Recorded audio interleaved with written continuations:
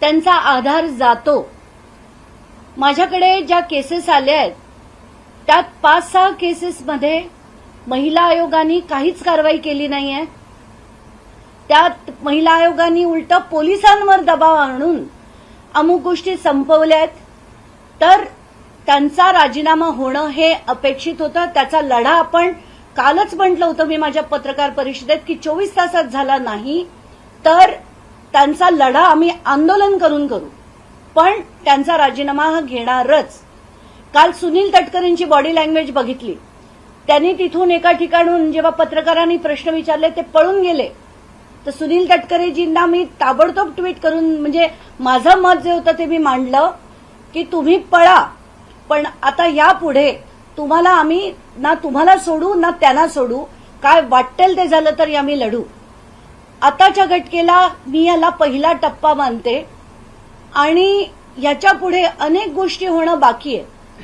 पहिला म्हणजे जेवढे जेवढे राजकारणी या खरातांकडनं ओशनो जल घ्यायचे यांची नावं बाहेर आली पाहिजेत। रुपाली चाकणकरांवर FIR होऊन चौकशी होऊन, कारण महिला आयोगाच्या अध्यक्षा म्हणून जर त्यांनी केसेस दाबल्या असतील तर त्या सगळ्या केसेसची कारवाई त्यांच्यावर झाली पाहिजे आणि ही जेवढी नावं आहेत राजकारण्यांची ती बाहेर आली पाहिजेत। महाराष्ट्राच्या राजकारणाला साफ केलं पाहिजे, घाण करून टाकली आहे महाराष्ट्राच्या राजकारणाची।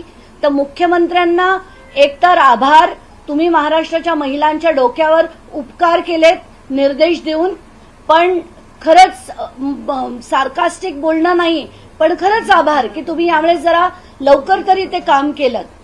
पण याच्या पुढे कुठेही डायल्युशन होणार नाही अशी अपेक्षा करतो। तुम्ही आता म्हणालात की उपकार केले, लवकर घेतला राजीनामा, पण उशीर झालाय का राजीनामा घ्यायला? कारण का 2 केसेस हुंडाबळीचे आले जे मोठे झाले महाराष्ट्रामध्ये, कुठलीही कारवाई महिला आयोगाने केली नाही, तेव्हाच राजीनामा घेणं अपेक्षित होतं का? आता या क्षणाला राजीनामा देणं खूप उशीर केला का त्यांनी? नाही, प्रश्नच नाही।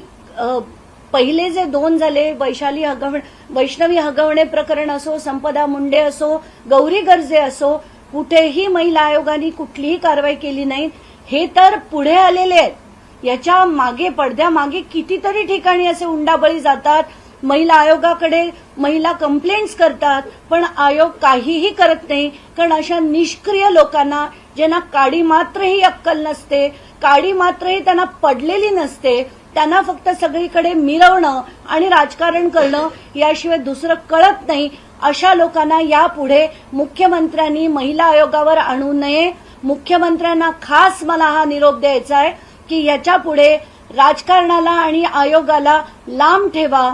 याच्या पुढचे जे येतील महिला आयोगाच्या अध्यक्षा, त्या एक IPS ऑफिसर किंवा एक रिटायर्ड जज यांचीच नियुक्ती करा, म्हणजे खरोखर महाराष्ट्राच्या महिलांना न्याय मिळेल। महिला प्रदेश अध्यक्षपदी अजूनही रुपाली चाकणकर कायम आहे, तर त्याही पदावरून त्यांचा राजीनामा घेतला पाहिजे का पक्षात? आताच्या कुठल्या याच्यावर आहेत?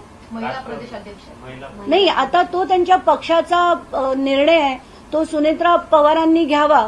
पण सुनेत्रा पवारांना खरं तर एक स्त्री म्हणून हे सगळं 3 दिवस बघत होत्या, त्यांनीही कुठचाही पाऊल उचललं नाही।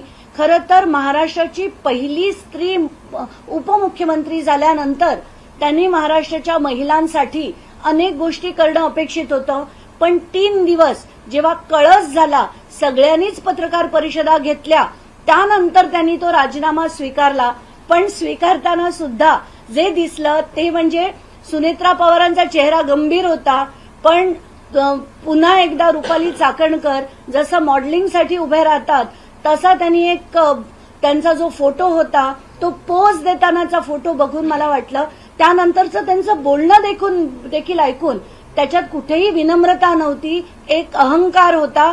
या सगळ्या गोष्टी बघून मला असं वाटतं की त्यांना खरंच एक इंट्रोस्पेक्शन ज्याला आपण म्हणतो ते करण्याची गरज आहे। आता फक्त रुपाली चाकणकर यांच्यासोबतचे अनेक फोटो व्हायरल झाले म्हणून त्यांच्यावरती कारवाई झाली आहे, मात्र अनेक जे मोठे नेते आहेत त्यांचे सुद्धा फोटो खराब सोबत आहेत, तर त्यांच्यावरती कारवाई झाली पाहिजे का? किंवा त्याच्यासाठी तुम्ही लढणार आहात का?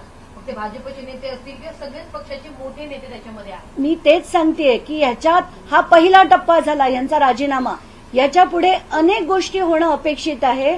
एक, म्हणजे हे सगळे जे राजकारणी ते ओशनो जलसाठी गाड्या पाठवायचे, हेलिकॉप्टर पाठवायचे, तिथे म्हणजे उठता बसता शिर्डीच्या नावाखाली तिथे त्यांच्या त्या मंदिरात जाऊन यांचं सो कॉल्ड खरातांचं, त्यांच्या गुरुजींचं, कोणाच्या पप्पांचं, त्या सगळ्यांचं दर्शन घ्यायचंय. तर या सगळ्यांची नावं बाहेर आली पाहिजेत. नवनवीन घडामोडी पाहण्यासाठी स्टार महाराष्ट्र न्यूजला सबस्क्राईब करा आणि ताज्या बातम्यांचे अपडेट मिळवण्यासाठी बेल आयकॉनला प्रेस करा आणि परिपूर्ण बातमी बरोबर रहा, इतरांपेक्षा एक पाऊल पुढे.